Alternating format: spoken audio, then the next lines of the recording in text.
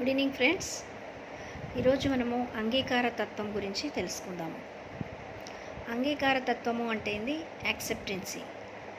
So మరి దేన్ని మనం అంగీకరించాలి. మొట్టమొదట మన లైఫ్లో ఉన్న మన ఫ్యామిలీ మెంబర్స్ని మనం అంగీకరించాలి. సో మనం ఏం చేస్తామంటే, మనం అంతకుముందే చెప్పుకున్నాము ఏంటి, వాళ్ళందరినీ మనమే తెచ్చుకున్నాము కదా. సో మనం ఇక్కడికి వచ్చిన తర్వాత ఏమవుతుందంటే, మనకు కొన్ని నచ్చవు, వాళ్ళలో ఉన్న గుణాలు నచ్చవు, ఎన్నో విషయాలు మనకు నచ్చవు. అప్పుడు ఏమవుతుంది అంటే, మనకు నచ్చని వాళ్ళతోటి మనము ఉండడము, మాట్లాడడం అనేది మనకు చాలా ఇబ్బంది అవుతుంది అనమాట. సో సపోజ్ మరి ఇప్పుడు చూడండి, మనమే ఒక షాప్కి వెళ్ళి ఒక కొత్త డ్రెస్ కొనుక్కుంటాం. మనం కొనుక్కున్న తర్వాత దాన్ని మనం వేసుకుంటాం. నచ్చలేదనుకోండి, దాన్ని ఏం చేస్తాము? అయినా కానీ మనమే కొనుక్కున్నాం కనుక తప్పదని మనం వేసుకుంటూ ఉంటాం. ఎందుకంటే అది మనమే కొనుక్కున్నాం కనుక మనం వేసుకుంటాం. మరి సో అలాగే మరి మనం ఎవరినైతే ఫ్యామిలీ మెంబర్స్ని మనమే తెచ్చుకున్నామో, ఎవరినైనా వాళ్ళు ఎవరైనా సరే మనమే తెచ్చుకున్నాము కనుక దాన్ని అంగీకరించాలి. ఫస్ట్ ఎప్పుడైతే అంగీకారతత్వం మొదలవుతుందో, వాళ్ళని అన్కండిషనల్ లవ్గా మనము ఉండాలన్నమాట. అంటే నువ్వు ఇది ఇస్తేనే నేను ఇది ఇస్తా అనేది కాకుండా, వాళ్ళు ఎలా ఉన్నా వాళ్ళ యొక్క అదే గుణాలతోటి అదే తత్వంలో ఉన్నా అని మనం దాన్ని ఒప్పుకున్నప్పుడు ఏమవుతుందంటే అది అన్కండిషనల్ లవ్ అవుతుంది. దీనికి ఒకటి, అంగీకరిస్తే అన్నీ మారుతాయి. ఇది ఒకటి పెట్టుకోవాలి. ప్రతి ఒక్క విషయాన్ని మనకు ఉదయం నుంచి రాత్రి వరకు ఏదైతే ముందు వస్తుందో దాన్ని మనము అంగీకరించాలి. అంగీకరించకుంటే ఏమవుతుంది అంటే, మళ్ళీ అదే సిచ్యువేషన్ మన ఎదుట ఉంటుంది. మనం దాంట్లో ఏదైతే లెర్నింగ్ ఉందో అది నేర్చుకోకముందే, అంటే మనం ఎప్పుడైతే అది నేర్చుకుంటామో అప్పుడే స్టాప్ అయిపోతుంది. అది ఆ మనుషులు కానీ ఆ పరిస్థితులు కానీ వెళ్ళిపోతారనమాట వాళ్ళు అక్కడి నుంచి. సో కాకుంటే అలా వస్తూనే ఉంటారు. సేమ్ లెర్నింగ్ ఉంటుంది అనమాట మనం. కనుక ఫస్ట్ మనం ఫ్యామిలీ మెంబర్స్ని అంగీకరించాలి. సరే మరి వాళ్ళలో మనకు ఎన్నో గుణాలు నచ్చవు. అప్పుడు మనం ఏం చేయాలి? మనలో కొన్ని చాలా ఎక్సలెన్స్ గుణాలు ఉన్నాయి కదా. సో మనం వాళ్ళని మార్పు చెందాలని ఎప్పుడు అనుకోవద్దు. వాళ్ళు మారితేనే మనం మారుతామని కాదు. మొదట మనం మారాలి. మనలో ఎప్పుడైతే మార్పు మొదలవుతుందో, మన ఎదురుగా వాళ్ళు ఎవరైనా కానివ్వండి, వాళ్ళలో మార్పు అనేది మొదలవుతుంది. ఇదే అంగీకారతత్వం అంటే. ఎప్పుడైతే మనం అంగీకరించి మనం మారినప్పుడు ఎదుటి వారిలో మార్పును వస్తుంది. ఏదంటే మనం ఆ ప్రేమను కానీ కృతజ్ఞతను కానీ మనం అన్నీ కలిగి ఉన్నప్పుడు ఖచ్చితంగా ఎదుటి వారిలో మార్పు వస్తుంది. ఇంకొకటి ఏంటి అంటే క్షమాపణ. అంటే వాళ్ళలో ఉన్న గుణాలను మనం క్షమించేయాలి. ప్రతిదాన్ని మనం అదే పట్టుకొని ఉండదు. తర్వాత ఒక విషయం మన దగ్గరకు వచ్చింది అంటే, మన దగ్గర శక్తి లేనిది ఏ విషయం మన దగ్గరికి రాదు నేర్చుకోవడానికి. మన దగ్గర శక్తి ఉంటేనే అది వస్తుంది అని మనం గ్రహించాలి. పదే మన దగ్గరకు వస్తుంది అంటే మనం అది చేయగలం అన్నమాట. ఆ పని మనము చేయగలము, ఆ మనుషులతో మనం ఉండగలము. కనుక మనం దాన్ని ఎప్పుడైతే యాక్సెప్ట్ చేస్తామో అది మెల్లమెల్లగా దాంట్లోంచి బయటకు వచ్చేస్తాం. మనకి ఇష్టమైనవి జరుగుతూ ఉంటాయన్నమాట. వాళ్ళు కూడా మనకి ఇష్టం ఉన్నట్టుగానే ప్రవర్తిస్తూ ఉంటారు. కనుక ఇది ఎప్పుడు మన మైండ్లో ఉంచుకోవాలి. ఇలా వస్తువుల విషయంలో, ప్రతి విషయంలో మనకేంటి అంటే ఎక్కువగా నో అనడం అనేది అలవాటు అనమాట. ఏదైనా ఒకటి రాగానే మనం నో అంటామన్నమాట, ఒప్పుకోం మనం. సో మన ఉద్యోగ విషయంలో కూడా చాలా రకాల ఎన్నో వస్తుంటాయి మనకు. మరి మనం ప్రతిదీ ఫస్ట్ నో అంటాం. ఇంకొకటి ఏంటి అంటే, సరే మనం ఏదైనా పని కానీ ఏదైనా ఇష్టపడి చేయాలి. ఒకవేళ అది ఇష్టపడకుండా మనం చేస్తే ఏమవుతుందంటే, అలాంటి ఇష్టపడని పనులే మన దగ్గరకు వస్తూ ఉంటాయి. కనుక ఏదైనా వర్క్ వచ్చింది మన దగ్గరికి అంటే, మనం చాలా ప్రేమగా ఇష్టపడి చేయాలి. ఆ పని చేస్తే అంతకు మూడింతల అనేది మనకు ఆ మంచి అనేది మనకు జరుగుతుంది. ఒకవేళ మనం ఆ పని చేసుకుంటూ చీచా ఇదేం పనిరా, ఇది ఎట్లా ఉంది, మా వల్ల కాదు, ఇదంతా ఎందుకు ఇన్ని కష్టాలు అని మనం ఎప్పుడైతే నిరుత్సాహం అనేది పెరుగుతుందో, ఆ ఫ్రీక్వెన్సీకి తగ్గ పనులు, ఆ ఫ్రీక్వెన్సీకి దగ్గర పరిస్థితులు, ఆ ఫ్రీక్వెన్సీకి దగ్గర మనుషులు అనేవాళ్ళు మనకు ఎదురవుతారు.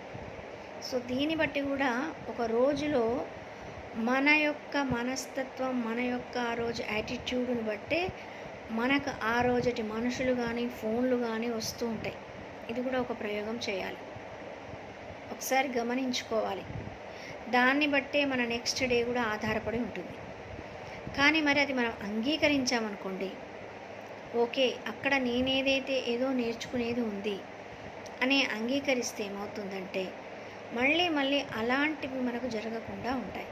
కనుక ఇక్కడ మనం ఏం చేయాలి, మన ఫ్యామిలీ మెంబర్స్ని మనమే తెచ్చుకున్నాము, వాళ్ళందరినీ మనము అంగీకరించాలి. ముఖ్యంగా మన పేరెంట్స్ని మనం తెచ్చుకున్నాం, మనమే సెలెక్ట్ చేసుకొని వచ్చాం.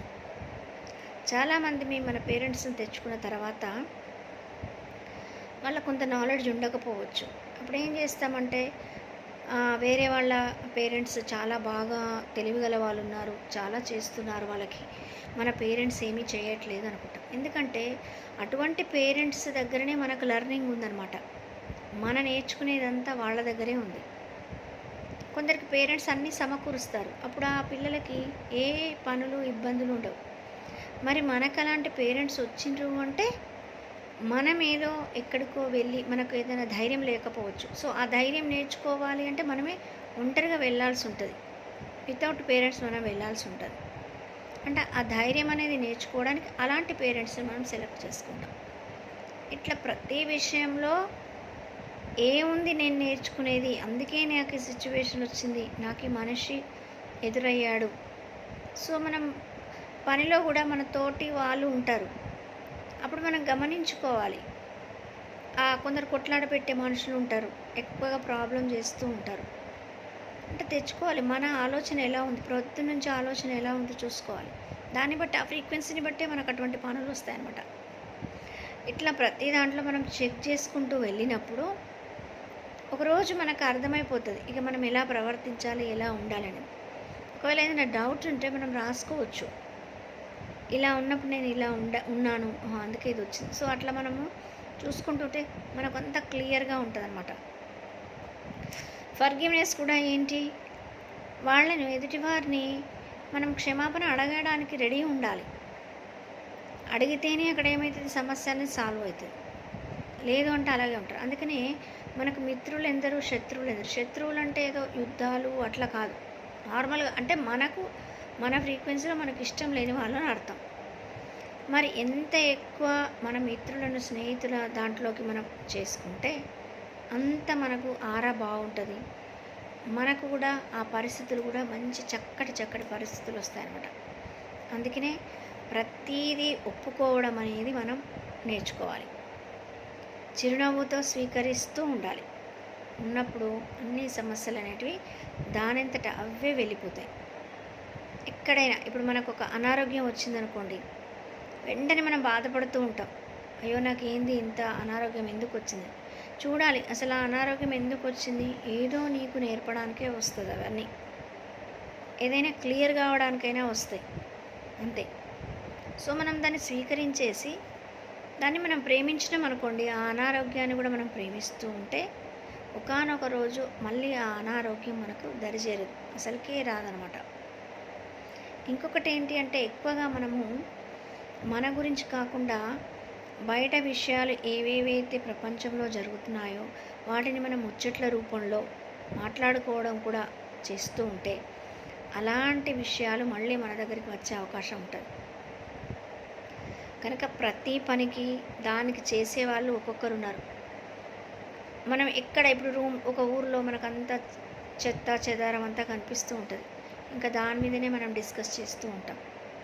దాన్ని చేసేవాళ్ళు, దాన్ని క్లీన్ చేసేవాళ్ళు వేరే వాళ్ళు ఉన్నారు, అంతే కదా. లేదు అంటే దానికి సంబంధించింది మనం అక్కడ వెళ్ళి చెప్పడం అన్నా చేయాలి, కానీ దాని గురించి పదే మనం మాట్లాడుతాం. ఇప్పుడు ప్రపంచంలో ఎక్కువ జరిగే విషయాలన్నీ మన డిస్కషన్స్ వల్లనే జరుగుతాయి. ఏదైనా చిన్నది రాగానే టీవీలో మనం బాగాసార్లు చూపించగానే దాని గురించే డిస్కస్ చేస్తూ మాట్లాడుతూ ఉంటాం. మనకు సంబంధం లేని విషయాలు మనం అసలే మాట్లాడొద్దు. మనం ఒక సంఘటన గురించి, ఒక విషయం గురించి మనం మాట్లాడుతున్నాము అంటే మరి నువ్వు ఆహ్వానిస్తున్నట్టే నీ దగ్గరికి అవి. అందుకే కేర్ఫుల్గా ఉండాలి. ఒక రోజులో మనం ఏ విషయం గురించి మాట్లాడుతున్నామో స్పందిస్తున్నామో తెలుసుకోవాలి. స్పందిస్తున్నాము అనవసరమైన విషయాలు అంటే అలాంటి సంఘటనలు మళ్ళీ మనకు ఇష్టము, మనం ఆహ్వానించుకొని మళ్ళీ మనం ముందరికి తెచ్చుకుంటాం. ఎప్పుడైనా ఎవరి గురించైనా ఒక టాపిక్ వచ్చి వేరే వాళ్ళ గురించి మనం మాట్లాడినా అవన్నీ మన దగ్గరికి ఒక వారంలో, ఒక 10 రోజుల్లో, 15 రోజుల్లో వస్తాయి. మరి అలాంటివన్నీ అంగీకరిస్తా అయినా కానీ ఏం కాదు అంటే డిస్కషన్స్ చేయొచ్చు.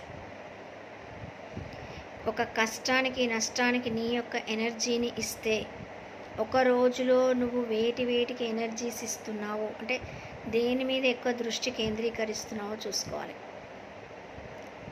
అందుకనే మనకేమేం కావాలో వాటి మీదనే మనం దృష్టి కేంద్రీకరిస్తే మనకు కావాల్సినవి మన దగ్గరకు వస్తాయి. మనకు అనవసరమైన, మనకు వద్దనుకునేటివి మనం దృష్టి కేంద్రీకరించొద్దు అసలే. ఇవన్నీ మనము సరిచూసుకోవాలి ఫ్రెండ్స్.